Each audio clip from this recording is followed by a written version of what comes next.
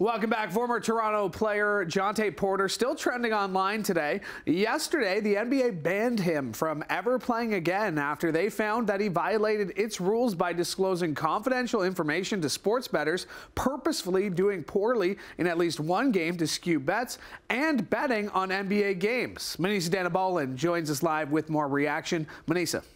Lots of reaction, Louis. Questions like why would he throw his future away and how he thought he wouldn't get caught are coming up online. Some also feel like the lifetime ban handed down is too harsh and that he could have been given a second chance.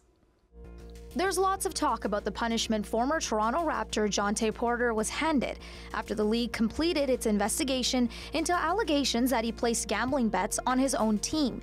Many say he knew what he was doing. Man, I hate to see a kid lose his career, but it was done with malice. It wasn't an accident. It wasn't like he was out drinking, and it wasn't like he was out, obviously it's an addiction, I think, for him. But again, we're talking about billions and billions of dollars. The NBA's investigation found that Porter disclosed confidential information about his own health to someone he knew to be a bettor before the Raptors' game against the Sacramento Kings on March 20th. Another person that Porter associated with and knew to be an NBA bettor then placed an $80,000 parlay proposition bet with an online sports book to win $1.1 million, wagering that Porter would underperform in the game against Sacramento. For the game, the line on Porter's performance was set at 7.5 points and 5.5 rebounds. Porter finished with no points and 2 rebounds in less than 3 minutes of play after he pulled himself out of the game, claiming that he felt ill.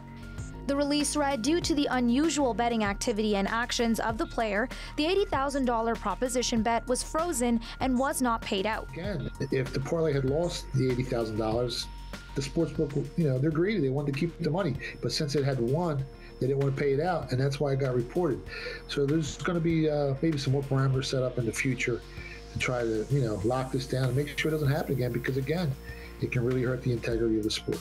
On top of that, from January through March, while traveling with the Raptors or the affiliated Raptors 905, Porter placed at least 13 bets on NBA games using an associate's online betting account. The total payout from these bets was over $76,000, resulting in net winnings of almost $22,000. What's really troubling and disappointing about the situation is the amount of money that Jontay made, wagered, lost pales into comparison to what his minimum NBA salary would be. While his exact salary is unknown, SpotTrack estimated he earned over $2.3 million over 3 seasons with the Grizzlies.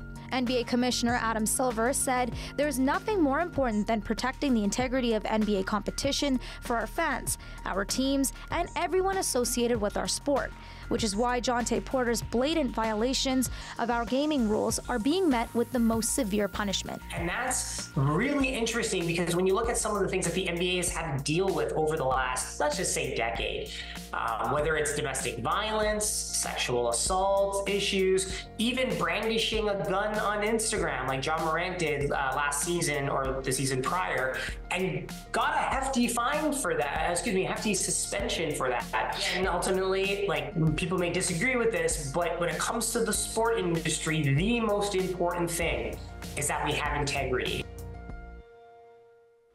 Sports management professor Michael Moraine adds that this brings up a lot of questions about betting in Ontario that began 2 years ago. He highlighted that there's a lack of awareness and education. He also questions where the money that's made from taxes on bets by the government is actually going.